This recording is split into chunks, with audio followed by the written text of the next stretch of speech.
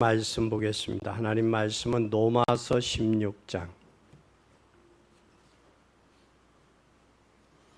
로마서 16장 오늘은 15절 16절 봉독하겠습니다. 빌롤로고와 율리아와 또 네레오와 그 자매와 올lum바와 저희와 함께 있는 모든 성도에게 문안하라. 너희가 거룩하게 입맞춤으로 서로 문안하라. 그리스도의 모든 교회가 다 너희에게 문안하느니라. 아멘. 그리스도의 모든 교회가 너희에게 문안하느니라. 오늘 본문에서는 성도들에게 문안하라라는 말씀. 교회는 반드시 강단회를 통해서 중직자들의 말씀을 받고 하나님 앞에 서야 돼요. 그리고 중직자들을 통해서 현장이 살아야 돼요. 그리고 중직자들을 통해서 렘넌트에게 복음이 전달되어서 렘넌트는 미래에 살릴 주역으로 세워져야 돼요. 그럼 우리는 반드시 뭘 해야 되느냐? 기도 속에 세워져야 됩니다. 모든 성도 한 사람 한 사람이 위드가 돼야 돼요. 하나님 앞에 서야 됩니다. 하나님 앞에 설 뿐만 아니라 하나님 앞에 선 사람들을 통하여 뭐가 되느냐? 임마누엘을 누리는 거예요. 교회는 임마누엘을 누리는 사람들이 하나 될 때에 원네스가 되는 거예요. 그래서 교회가 해야 될 일은 전도와 선교. 어찌했든 개인들을 세워서 전도와 선교를 해야 되는데 전도와 선교가 어디가 돼야 되느냐? 여러분의 삶의 현장에 살아야 돼요. 삶의 현장에 살리지 못하면 전도와 선교가 될 수 없다라는 사실이에요. 그래서 오늘 우리가 해야 될 일은 한 사람 한 사람을 하나님 앞에 세워야 된다. 그리고 그것을 개인화라고 그래요. 개인화. 여러분들이 한 사람 한 사람 하나님 앞에 구원받은 사람은 개인화가 되어서 세워져야 돼요. 오늘 성경의 본문에 보면 오늘 로마서 16장에 보면 여성의 7명이 나와요. 7명의 이름. 그 7명이 누구냐? 1절에 베베 집사님. 또 3절에 보니까 브리스길라, 브리스가. 6절에 보니까 마리아. 또 그들이 12절에 보니까 두루베나. 또 12절에 두루보사. 12절에 버시. 15절에 율리아. 이들의 7명이 여성이었다라는 사실. 여성들이 하나님 앞에 섰을 뿐만 아니라 그의 자녀들을 세웠고 그의 자녀들을 세웠을 뿐만 아니라 노마 복음화에 사용됐다는 거예요. 그것처럼 오늘 모든 성도에게 문안하라 그 말이 복음 안에서 남자와 여자가 모두가 귀중하기 때문에 복음 안에 서라 그 말이에요. 그래서 우리는 복음 안에 여러분들이 서야 돼요. 교회 와서 시험 드는 사람들을 보면 이상한 사람들이에요. 사람을 보니까 시험을 들지 하나님을 보면 시험 들 이유가 없어요. 하나님 봐서 개개인들이 하나님 앞에 서고 하나님과 소통이 돼서 내가 행복하고 내가 행복하면서 감사와 기쁨과 평안이 있을 때 여러분이 여러분의 역할과 사명을 감당할 수 있는 거예요. 그것을 향해서 개인화다라고 하는 거예요. 그럼 오늘 우리는 개인화가 돼야 돼요. 그런 면에서 개인화가 돼요. 개인화가 되려면 어떻게 돼야 되느냐? 24시가 돼야 돼요. 항상 주님 앞에 서야 돼요. 우리 한국교회 문제는 록하는데 모이는 교회는. 근데 뭐가 안 되냐? 휠드가 안 돼요. 파라와 휠드가 안 돼요. 흩어져서의 삶이 안 되고 있다. 그건 뭐가 안 됐다라는 얘기냐면 개인화가 안 됐다라는 거예요. 개인화가 되어지면 삶 속에서 직장과 현장 속에서 우리의 생업 속에서 반드시 나타나게 돼 있어요. 뭐가 나타나냐? 복음이 나타나게 돼 있어요. 그래서 우리는 하나님 앞에 개인이 서야 돼요. 너무 우리가 앞에 캄캄할 때 요셉을 한번 잘 보세요. 요셉은 태어났어요. 태어났는데 자기가 그런 환경에 태어나고 싶어서 태어난 게 아니에요. 그런데 어머니가 세 분이야. 자기 어머니는 자기의 동생 베냐민을 낳다가 돌아가셨어요. 아버지는 한 분이지만 어머니가 세 분의 그 틈바구리에서 어부 형제들 틈바구리에서 살아야 됐어요. 그러니까 아버지 야곱이가 사랑했던 여인이라 라헬이 요셉의 어머니이기 때문에 이 야곱이가 요셉을 더 관심을 가지고 사랑할 수밖에 없어요. 우리도 자녀들 얼마 되지 아니하지만 큰 자식은 누구를 닮아서 이쁘고 작은 자식은 누구를 닮아서 이쁘고 셋째 자식은 누구를 닮아서 이쁘다 그 이야기 하잖아요. 그렇죠? 그러니까 이 야곱이가 사랑했던 라헬의 몸을 통해서 낳은 이 요셉을 사랑할 수밖에 없어요. 그 사랑한 것이 형제들에게 시기와 질투의 대상이 됐다는 거예요. 시기와 질투의 대상에 대해서 그 요셉을 물 없는 웅덩이에 빠뜨리고 양의 피를 요셉의 옷에다가 양의 피를 묻히고 요셉이 짐승에게 잡혀 죽었다라고 아버지에게 고한 거예요. 그리고 요셉은 미디안 상인들에 의해서 애굽으로 팔려갔어요. 근데 중요한 게 있어요. 팔려가는 그 환경이 중요한 게 아니라 하나님과 함께 했다라는 사실이에요. 그 비밀이 있었다는 사실. 우리가 인생을 살다 보면 이런 일 저런 일 예기치 않은 어려움과 고난을 당할 수 있어요.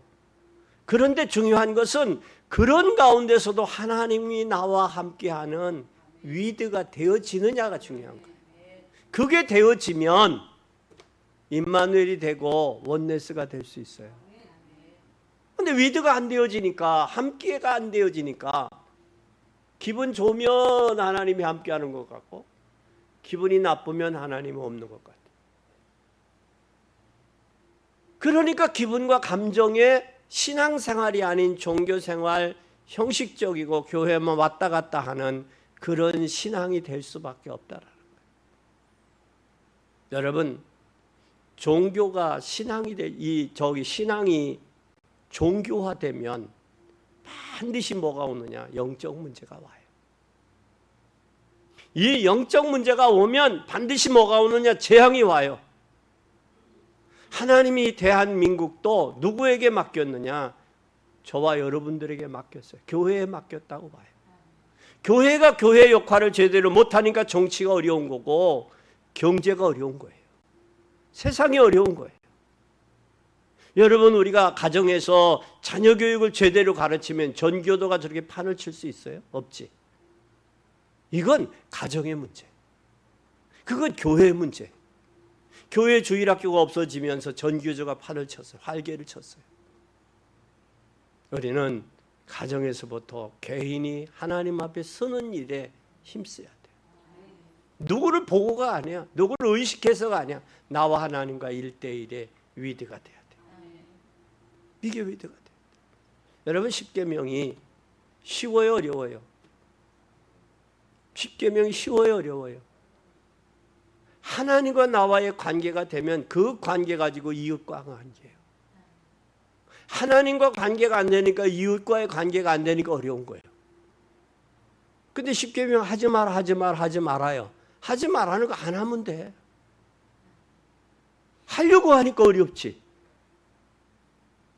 하나님은 우리에게 복음을 주셨다는 사실을 꼭 기억하세요. 그래서 애굽에 팔려가서 보디발의 집에 갔음에도 하나님이 함께하니까 형통한 자가 돼요. 보디발이 요셉에게 위임을 하고 모든 재반 업무를 위임하고, 위임했는데 하나의 숨은 복병이 있었는데 그 복병이 바로 누구냐? 보디발의 아내가 복병이에요. 복병인데 그 보디발의 아내로 인하여 감옥에를 가게 됐고, 그 감옥에 가서 떡 빚는 장관, 술 빚는 장관을 만나게 된 거예요. 그 만남으로 인해서 애굽의 총리까지 바로왕 앞에까지 서는 그런 하나님의 스케줄 한번 잘 보세요. 요셉의 스케줄을 창세기 37장에서 쭉 보면 45장 끝까지 50장까지 보고 여러분의 삶의 스케줄을 보세요. 내가 하나님 앞에 지금 서 있나? 서 있고 하나님과 나와 24시가 되고 있나? 기쁠 때나 슬플 때나 힘들고 어려울 때도 하나님과 나와 함께함을 느끼며 체험하며 확인이 되고 있는지 잘 보세요. 그러니까 이들을 통해서 하나님의 결국은 총리로 세운 것은 세계복음화 교회예요. 또 뿐만 아니라 하나님이 창세기 3장 15절에 언약 붙들고 여자의 후손의 언약 붙들고 현장의 흑암을 보고 기도해야 돼요. 흑암은 예수 그리스도의 이름으로 물러갈지어다. 또 뿐만 아니라 하나님이 주신 꿈과 비전을 붙잡고 기도할 때 요셉은 뭐 했어요? 감사했어요. 우리는 꿈과 비전이 있는 사람은 하나님 앞에 감사할 수밖에 없어요. 그럼 나는 하나님 앞에 감사가 더 많은지 불평 원망이 더 많은지 한번 내 스스로를 한번 확인해 보세요. 하나님 앞에 내가 서해진 것에 대한 그 결과가 하나님을 향한 감사가 더 많아져야 돼요. 그게 바울은 범사에 감사라고 그랬어요. 또 성경에 외양간에 소가 없고 하박국서는 외양간에 소가 없고 포도나무에 무화과가 없어도 나는 여호와로 인하여 기뻐하고 즐거워하며 감사하리라. 감사의 원천이 어디서부터 오느냐? 하나님으로부터. 이 감사가 되어지고 회복되어지기를 예수님의 이름으로 축원합니다. 두 번째, 우리가 이 하나님과 개인화가 되면 이때서부터 뭐가 되는 게 모든 것을 살릴 수 있는 힘이 있어요. 힘이 있어요. 개인화가 되면 힘이, 이것을 한눈에 보는 것이 오직 예수를 붙잡고 24시 기도하면, 오늘 본문에 보니까 예수 그리스도 안에 거룩하게 뭐하라? 입맞추라는 표현이 있어요. 입맞추라. 이때 거룩하게 입맞추라는 이야기는 사도 바울도 그 입맞추라 그랬어요. 남녀간의 입을 맞추는 육체적인 그 행위가 아니라 그리스도 안에서, 예수 그리스도 안에서 거룩한 교제, 거룩한 소통, 이것을 교제를 입맞추라고 한 거예요. 네 세계는 거룩하게 입맞추라. 그러면 우리는 네 가지의 응답을 받을 수 있어요. 네 가지가 어떤 응답이냐? 인생이 하나님께 드려져요. 내 인생의 삶의 여정이 하나님 앞에 있어요. 그러면 세상 보는 것도 달라져요. 내 인생이 하나님께 있다라면 세상 보는 눈도 안목이 달라져요. 세상 보는 안목이 달라지면 내가 세상을 살리기 위해서 뭘 해야 되느냐? 나의 전문성이 있어야 돼요. 전문성. 내 전문성을 통해서 학업이 살아나요. 우리 렘넌트들은 진정 하나님과 나와 하나가 되면, 하나가 되고 세상이 보이면 세상에 저들이 방황하는 모습과 죽어가는 모습이 보인다고요. 안타깝죠. 진짜 안타까워요. 얼마 전에 남자와 남자의 자기네들끼리 결혼을 하고 우리나라 의료보험공단을 허락해라. 허락이 안 되죠. 그러니까 대법원에 재판을 했어요. 우리 의료보험공단 허락해 주라. 근데 판사들이 뭐 어떻게 했어요? 허락했으면 이제는 다음에는 뭐가 오느냐면 여자와 여자, 남자와 남자의 결혼이 승인이 되는 거예요.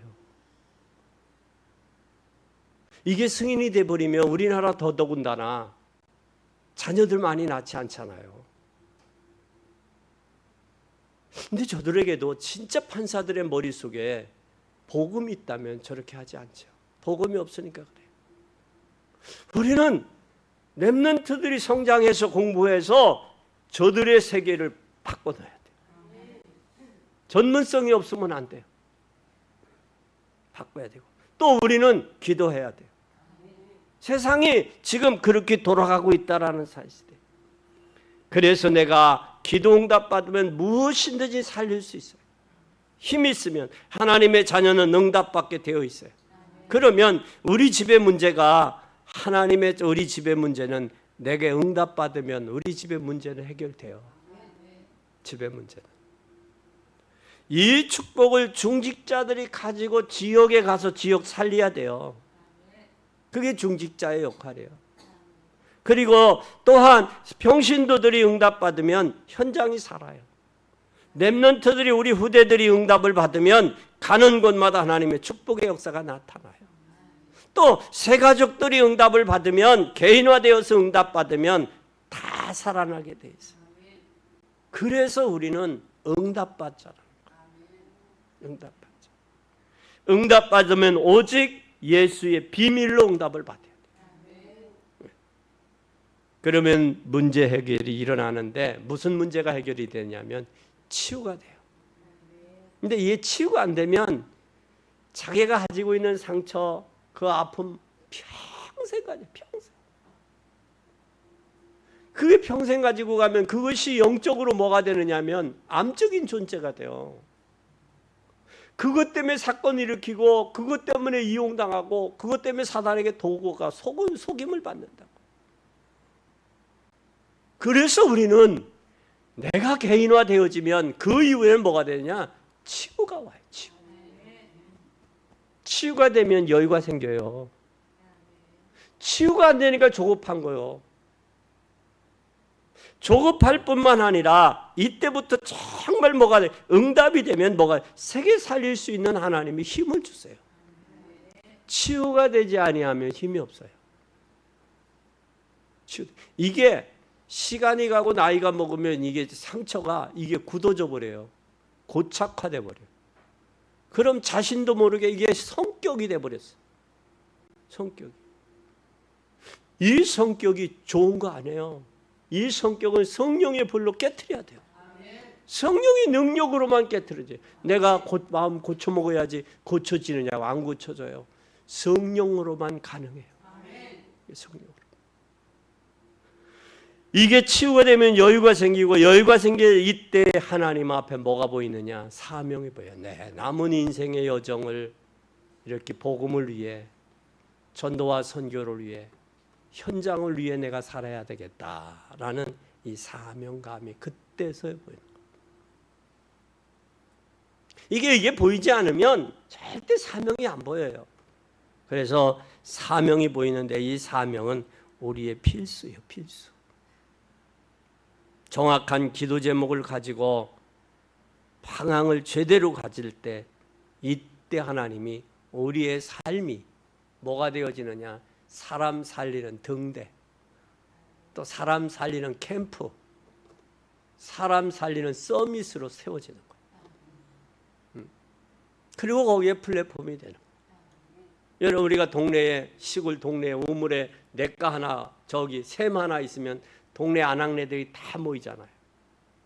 그것처럼 그 사람의 중심으로 하나님의 응답이 있고 치유가 되고 하나님 비전이 현장이 보이고 비전이 보이면 조용히 앉아서 뭐가 돼? 답을 주잖아요.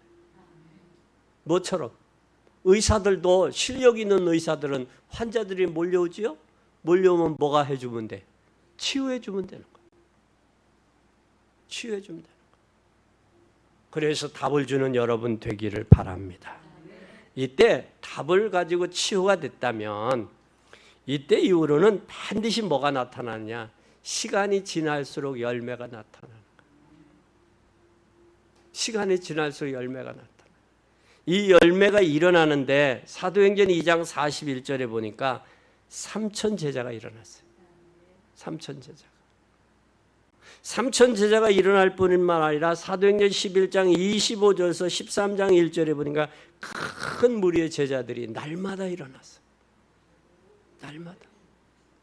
큰 무리의 제자들이 날마다 일어나니까 오늘 본문 넘어서 16장의 제자들과 같은 노마복음화 하는 제자들이 일어난 거예요.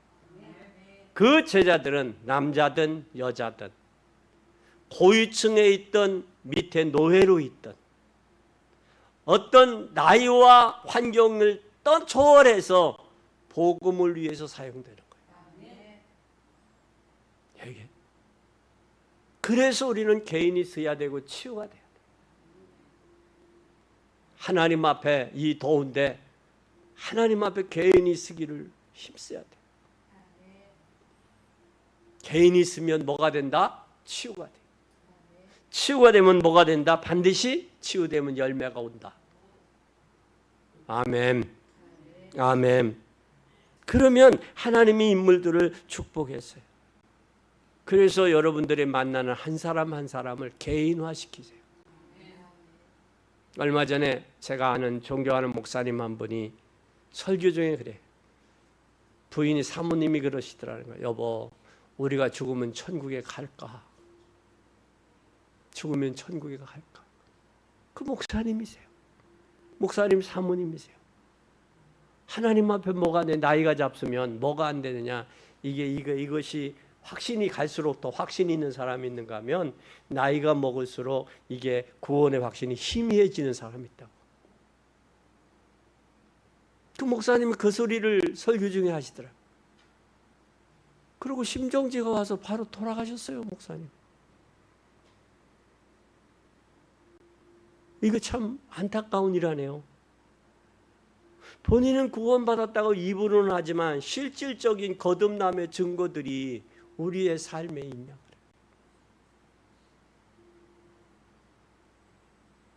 그러면 하나님과 나와 개인의 개인화가 되면 내가 성격이 치유되고 내 삶이 치유되고 생각이 치유됐는데, 근데 내 자신이 봐도 내가 치유가 안 됐다라는 건 하나님 앞에 내가 개인화가 안 됐다라는 거예요. 개인화되시기를 예수님의 이름으로 축원합니다. 개인화되고 치유되시기를 주님의 치유될 때 우리의 마음에 평안이 와요. 그럼 마음의 평안이 오고 개인화가 되지 아니하고 마음이 치유가 되지 아니하고 마음에 평안이 없다면, 하나님이 주신 평안이 없으면 세상 것 찾아 헤매는 거예요. 세상 것 찾아서. 근데 요한복음 16장에 주님 분명히 말씀하시기를 내가 주는 평안은 세상에서 주는 것과 같다 다르다. 근데 세상에서 평안을 찾으려고 헤매고 있잖아요. 그러다가 실망당하고 또 사기도 당하기도 하고 속기도 하고. 그 이유가 거기 있는 거예요. 그러니까 하나님 앞에 믿음으로도 실패하고 세상에서도 바로 서지도 못하고 중간에 어정쩡한 사람들이 현대의 교회 생활하는 사람들의 모습이다라는 거예요. 근데 저와 여러분은 그러지 말자 그 말이에요. 하나님 앞에 서고 치유받고 치유받아서 기다림으로 하나님의 응답을 이루고 우리의 남은 인생의 여정의 삶의 복음의 여정 되어서 진정 만나는 이에게 예수가 그리스도라는 이 복음 증거하고 저들의 삶에 진정한 평안과 기쁨과 감사를 줄 수 있는 여러분이 되시기를 바랍니다. 결론입니다. 반드시 우리는 제자들이 일어나야 돼요. 제자가 본론적으로 일어날 때 응답이 돼요. 제자가 일어날 때 응답이 되면 그 응답을 통해서 누구가 오느냐? 여러분의 자녀들이, 렘넌트들이 쓰게 돼요. 그들이 올 때 세계는 변화되는 거예요. 근데 우리가 자녀들이 주님 앞에 돌아오지 아니하면, 여러분의 자녀들이 들어오지 아니하면 응답도 없을 뿐만 아니라, 응답을 못 누릴 뿐만 아니라 뭐도 못하냐? 세계가 변화가 안 돼요. 여러분이 하나님 앞에 헌신하고 싶어도 가족이 믿지 않기 때문에 헌신에 한계가 있잖아요. 그렇죠? 한계가 있어요. 그래서 우리가 가족 구원이 이루어져야 돼요. 이것이 여러분들이 제자가 되고 저들에게 이 복음이 전달되어져야 돼요. 그뿐만 아니라 우리 중직자가 그들이 중직자가 되면 큰 파워가 되죠. 힘이 돼요. 그들이 오늘 로마서 16장에 예수님의 십자가 지고 골고다 언덕에 올라가는데 그 골고다 언덕에 올라갈 때 억지로 십자가를 지었던 구레네 시몬이 있어요. 근데 구레네 시몬의 아들이 누구냐? 루포요. 근데 루포의 이름이 노마복음화에 사용됐다라는 거예요. 그러면 예루살렘에서 노마까지 뭐를 위해 갔겠어요? 복음을 위해 따라간 거예요. 복음을 위해서. 우리의 후손들이 복음을 위해서 사용되어져야 돼요. 그것이 개인화가 되고 제자가 된 결론이에요. 그게 개인화가 안 되고 제자가 안 되면 그러한 증거들이 안 오죠. 우리 한번 잘 봐요. 아브라함의 하나님, 다음에 이삭의 하나님, 그 다음에 야곱의 하나님, 그 다음에 요셉의 하나님. 뭐가 이어졌어요? 대가 이어지잖아요. 그렇죠? 대가 이루어져. 여러분, 이제 여러분 올해 여러분에게 주신 미션이다. 가족 복음화. 집중 기도해요. 더 이상 사단에게 이용당하지 않도록 집중 기도하세요. 그뿐만 아니라 중직자의 큰 파워, 힘이 일어나요. 이때 중직자들을 어떻게 해야 되느냐? 현장에 재파송이 돼야 돼요. 이때 세계가 변화되는 거예요. 파송되지 않으면 세계가 변화한다. 이제는 여러분들이 하나님과 나와의 관계가 위드가 됐다면 이제는 뭘 해야 되느냐? 현장을 알잖아요. 세상을 알잖아요. 세상이 왜 망하고 세상이 왜 소용돌이치고 과학이 발달됐음에도 불구하고 왜 인간의 마음에 공허하고 허탈이 장악되어 있는지 알잖아요. 그게 바로 뭐냐? 하나님이 없어서 그래요.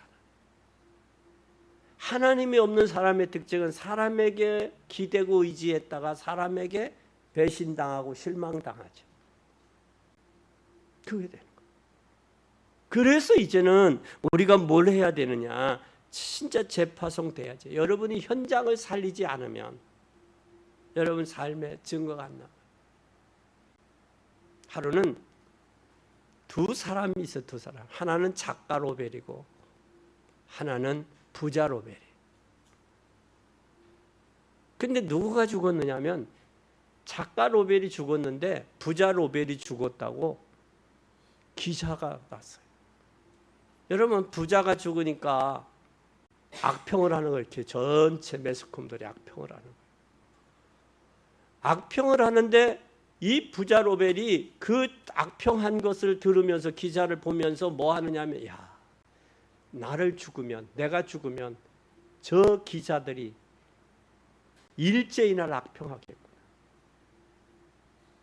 여기서 결단한 거예요, 로벨이. 그래서 자기 재산을 정리하면서 세계 인류를 위해 공헌한 사람들에게 내가 상의 일부를 줘야 되겠다 하고 결단해서 실행한 게 그게 바로 뭐냐? 노벨 평화상이에요. 우리는 마음만 먹지 말고 이제는 현장에 실행을 해야 돼요. 현장에 실행할 때 기도하고 기도한 것과 하나님의 말씀이 현장에서 응답과 성취가 되어지는 거예요. 이게 안 되어지면, 성취가 안 되면 여러분의 마음에도 공하고 울림이 올 거예요.